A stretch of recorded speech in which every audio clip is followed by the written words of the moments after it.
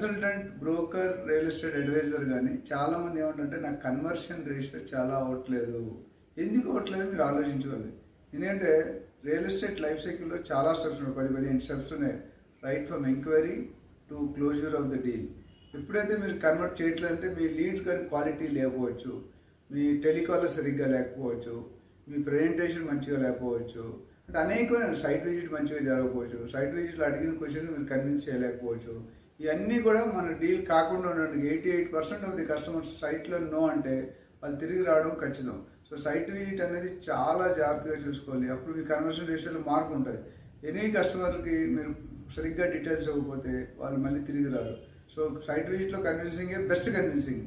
మిగతా అన్నీ కూడా పర్సనల్ లేకుండా మీ టెలిఫోన్లో, ఈమెయిల్లోనూ ఉంటుంది, సో వాట్సాప్లోనూ. సో మీరు అది జాగ్రత్తగా చూసుకొని కస్టమర్ని ఖచ్చితంగా వాళ్ళకి ఏం కావాలో రిక్వైర్మెంట్ చూసుకొని మీరు సంప్రదించాలి.